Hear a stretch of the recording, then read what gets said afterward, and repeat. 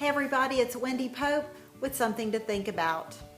I want to read something to you from Psalm 77, and I'm going to read from the New Living paraphrase. It is my very old green Bible. I'm sure many of you might have one of these, but I just want to read something to you really quick and then just give us a thought to think about. I cry out to the Lord. I call to him. Oh, that he would listen. I'm in deep trouble and I need his help so badly. All night long I pray, lifting my hands to heaven, pleading. There can be no joy for me until he acts. I think of God and moan, overwhelmed with longing for his help. I cannot sleep until you act. I'm so distressed, too distressed to even pray. And the psalmist goes on to says he thinks of the old days and he thinks of things that went on forever. And he says, have you forgotten me? Basically, he's saying, have you rejected me? How long will you reject me? And how long will you cast me away is another way that this is translated in other translations. And I wondered, what do we do when we need to get out of a place like this? The psalmist isn't alone because I've been there.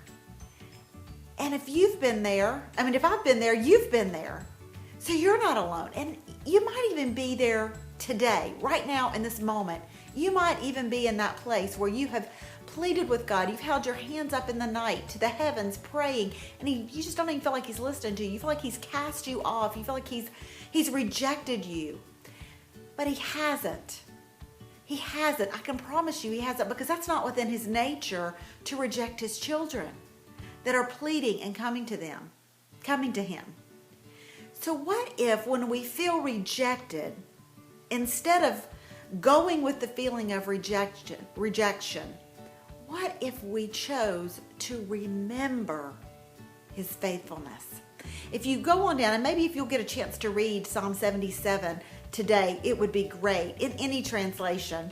But he says, starting in verse 11, "Oh God, your ways are holy. Where is there any other God as mighty as you? You are the God of miracles and wonders. You still demonstrate your awesome power." And he goes on in verse 15 to 20, recounting God's faithfulness to the people of Israel.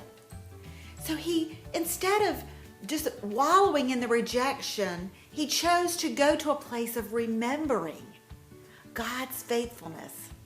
So today, if that's where you are, if you're in that place of rejection and you feel like you've been cast away, instead of staying in rejection, how about going to remembering? When we trace the fingerprints of God, doubt turns to certainty, distress turns to peace, captivity turns to freedom, and blame turns to praise. And that's what happened here with the psalmist. His blame and his accusations turned to praise. And that's the very thing that pulled him out of this pit. So today, will you choose to remember his faithfulness? Now that is something to think about.